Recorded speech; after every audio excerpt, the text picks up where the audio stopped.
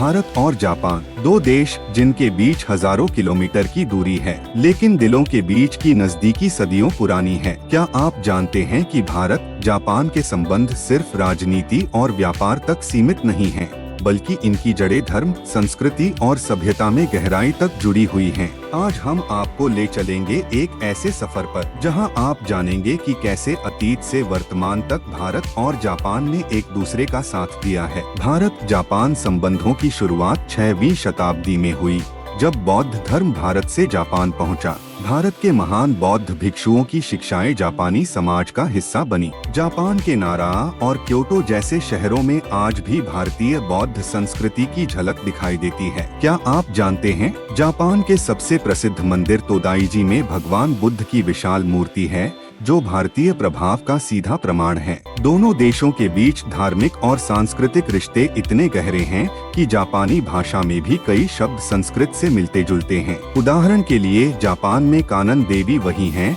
जिन्हें भारत में अवलोकितेश्वर कहा जाता है। भारत और जापान दोनों ने ही शांति और आध्यात्मिकता को अपने रिश्तों की नींव बनाया। यही कारण है कि जब भी दोनों देशों के नेता मिलते हैं तो बातचीत सिर्फ राजनीति तक सीमित नहीं रहती, बल्कि सांस्कृतिक जुड़ाव की बातें भी सामने आती हैं। 19वीं शताब्दी में भारत और जापान के बीच औपचारिक रिश्ते बनने लगे। स्वामी विवेकानंद, रविंद्रनाथ ठाकुर जैसे भारतीय विद्वानों ने जापान की यात्राएं की और जापानी समाज को प्रभावित किया। रविंद्रनाथ ठाकुर ने तो जापान को एशिया का अग्रणी देश कहा और भारत जापान मैत्री का सपना देखा। क्या आप जानते हैं, भारत की आजादी की लड़ाई में जापान ने भी अहम भूमिका निभाई थी। सुभाष चंद्र बोस की आजाद हिंद फौज को जापान ने मदद दी ताकि भारत अंग्रेजों से आजादी पा सके। यानी दोनों देशों के रिश्तों में आजादी और संघर्ष की साझी कहानी भी है। भारत की आजादी के बाद 1952 में भारत पहला ऐसा देश बना जिसने जापान के साथ शांति संधि की। द्वितीय विश्व युद्ध के बाद जापान की अर्थव्यवस्था तबाह हो गई थी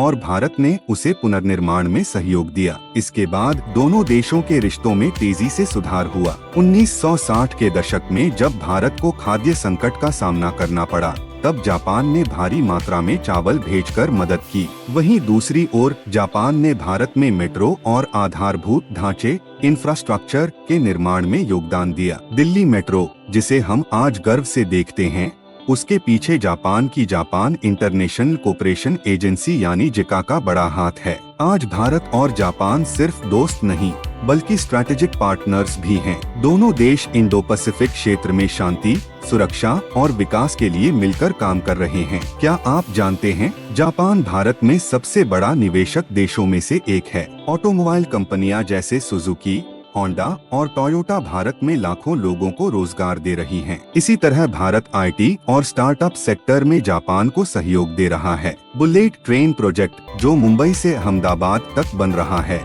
भारत जापान की दोस्ती का ताज़ा उदाहरण है। सिर्फ व्यापार ही नहीं, दोनों देशों के बीच रक्षा, डिफेंस सहयोग भी मजबूत हुआ है। मालाबार नेवल एक्सरसाइज में भारत, जापान, अमेरिका और ऑस्ट्रेलिया मिलकर भाग लेते हैं। इसे क्वाड समूह का हिस्सा माना जाता है, जो इंडो पैसिफिक क्षेत्र में चीन के बढ़ते प्रभाव को संतुलित करने के लिए काम करता है। यानी भारत जापान के रिश्ते अब सिर्फ सांस्कृतिक और आर्थिक नहीं, बल्कि सुरक्षा के क्षेत्र में भी गहरे हो गए हैं। पिछले कुछ वर्षों में प्रधानमंत्री नरेंद्र मोदी और जापान के प्रधानमंत्री शिंजो आबे तथा वर्तमान नेता किशिदा फुमियो ने रिश्तों को नई ऊंचाई पर पहुंचाया है। 2014 से भारत और जापान ने मिलकर कई बड़े समझौते किए। Digital India, smart cities, renewable energy और क्लीन एनर्जी प्रोजेक्ट्स में जापान सक्रिय रूप से सहयोग कर रहा है। 2022 में दोनों देशों ने अपने रिश्तों के 70 साल पूरे किए और इसे स्पेशल स्ट्रैटेजिक ग्लोबल पार्टनरशिप का नाम दिया। हाल ही में प्रधानमंत्री मोदी की जापान यात्रा ने फिर दिखाया